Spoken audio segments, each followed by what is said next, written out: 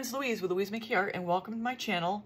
And I am going to do another Lazy Susan today using an open cup because I have been reminded at how much fun this technique is, and the one that I already did turned out so gorgeous. I just have to do another one, and I'll probably do even more. And I'll be honest with you, for me, even though I'm less familiar with an open cup, it's a lot less stressful doing an open cup than a bloom. And an open cup is probably one of the easiest techniques to be able to do. And this should give anybody confidence out there. If you're nervous about blooms and you want to make something functional, the open cup might be a way to go. So what I've got here is my colors. My colors are mixed with about 50% Liquitex Pouring Medium and 50% Floetrol. And here's the consistency. And this is Obsidian by FolkArt. This is my Nickel Gold combined with Fire Opal by Treasure Gold.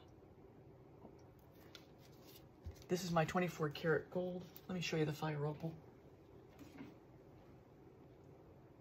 This one, combined with the Nickel. This is my 24 karat gold combination with FolkArt and Iridescent Gold by Golden. This is my Iridescent Bronze by Golden. And this was a little bossy last time, so I might take a little gas off of this one. And this is the Treasure Gold's Mystic Green, which just came out beautifully. And I'm going to add this color, a light blue, which is a mixture of, what do we have in here?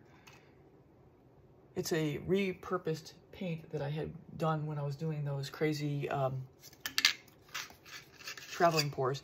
It was TLP Frost, Liquitex Light Blue, and some Amsterdam's Sky Blue Light. So that's what we got in here. And then I have a combination over here of titanium white and pearl white by Amsterdam. So 50-50 Floetrol, Liquitex, and then I add my paint to it. So the paints are about 1/3 to 2/3. So 1/3 paint to 2/3 pouring medium. All right, so now with all that administrative stuff behind, let's get started. Let's see what we come up with on this one. So let me pour in a little puddle in the middle. And if you know me, I don't like to waste time, because I know everybody's time is very important. I know I don't have a job, and time is quite important to me too. So we'll put this in here. We'll start right in the middle. And I need my torch just in case. I have some flow paint over here if I need it. It's just my scraps from the last painting. And I really love the way the last one turned out.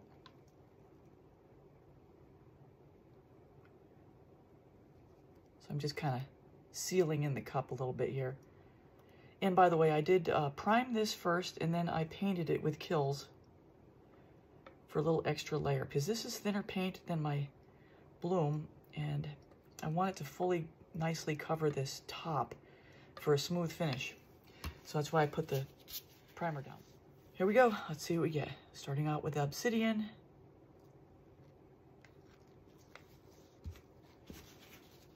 Oh, that's okay. Just don't knock any paints over. Quinacridone. And this is when the magic starts to happen, is it starts to churn in there.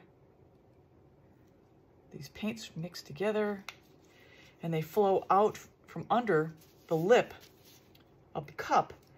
And that friction as the paint is flowing through does create cells just on its own. Plus having metallics is also good.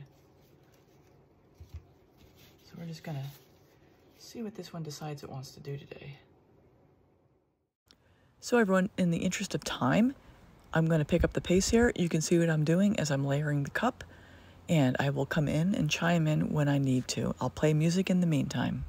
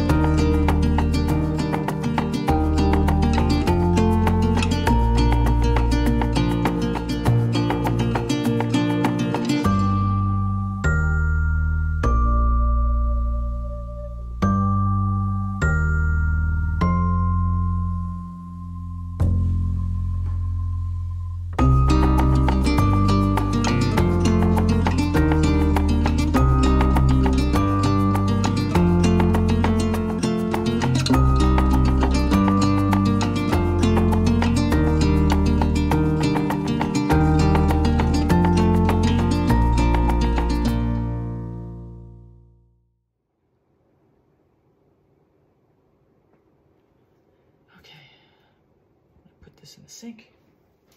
Let's see what we get. Okay, let's give it a torch. Bring up any cells that want to pop up.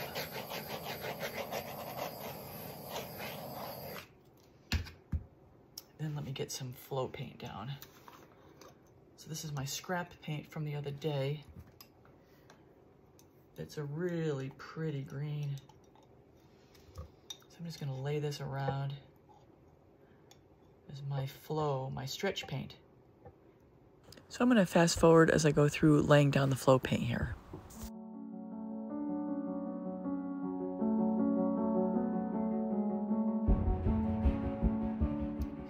This thing centered up again. So I don't want to go off to one side already. Why am I so tippy-toppy? I leveled this out before I started. Believe it or not. The weight of the paint definitely plays a part here. Okay. Clear the decks. I'll be back in a second. I'm gonna clear the area. God, I love this. This is so much fun. As I stretch the paint to the edges, I'm going to go on fast forward again. All right. Oh, I've moved it. That's why it's off. I had this thing totally centered.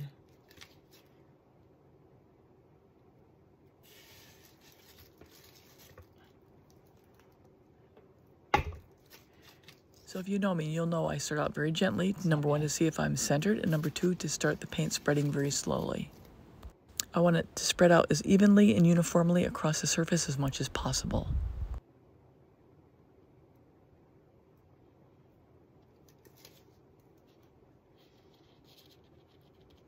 And here I'm breaking up the surface tension just to help it spread out more easily. Once this thing is settled, I'm going to have to get it off because I don't trust that this is balanced. I don't know what happened. Something's changed. Okay.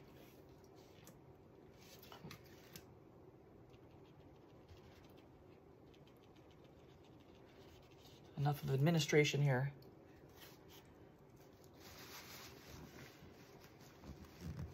Oh, there's the blue. The blue should show up, so I'm counting on it. And as it stretches, it should start popping through.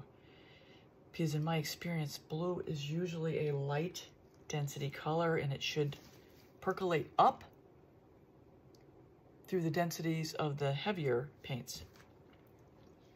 Like the white, the titanium white is a heavy, dense paint, and it should sink. And as the two as the colors mix between each other, as they spread and stretch and dry, the lighter dense paints will rise to the top, and the less dense paints will go to the bottom.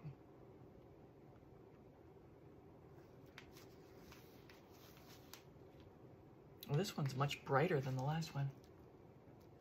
It's got a much lighter feel to it with that blue in there.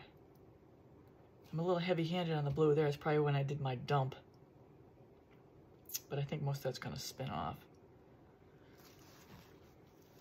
Just go nice and easy. Never be in a hurry. You wanna go slow. Just let it go. Let it go. Way. Just let it keep spreading, and then I'm going to check to see how much paint I have in the middle. And once I get to a point where it's really little, like a 16th or 32nd of an inch, I will stop spinning and say we're going to put this to bed. And I'm not going to do anything to this because this is just really pretty amazing. I don't need any palette knife. So as we go forward, I'm going to cut out some of the spinning. You see the pace and the speed that I'm going at, and you got the idea. So it's an easy technique. You just got to pick good colors and go. I want to see if there's anything under that blue. Give a little.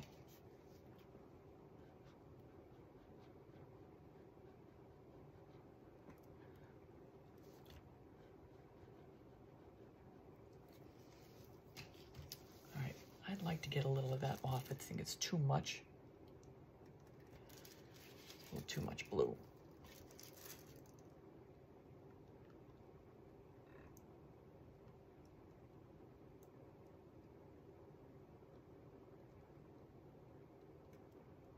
And you see, I'm not tilting this like I'm tilting a pearl pour. It's a lot more subtle about it. And that was a fast spin. So I got the weight going in that direction, and hopefully the spin will help push it more in that direction as it goes. Okay. All right, that's... Okay, let's see where we are in the middle. I don't really like this white here. Hardly any. It's a tiny, tiny amount. So I'm going to give it one last torch, clean up my bottoms, and I'll give you an overview.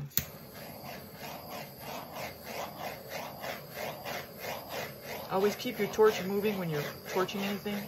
You don't want to stay in one place for any long period of time.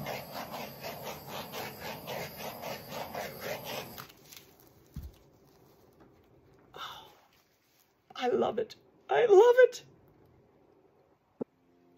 So when that's a wrap, here are the wet results immediately off the table, and here are the final resin results of this piece in the end. And I sure hope you enjoyed this tutorial. I try to go into as much detail as possible, especially for new folks, and I try to keep it as short as possible to save everybody time. And if you're new here joining me today, please subscribe, hit the bell and all. It's free, and you'll get all my art tutorials. And if you leave a comment, I would appreciate that. I always get back to everybody every single time. If you have any questions, leave them in the comment section, and a thumbs up is also appreciated. At the very end here, I will link my Lazy Susan playlist so you can see other creations and other color combinations and techniques. And I will also have some samples of some of my creations at the very end. So that's all for now, everybody. Take care. Till next time.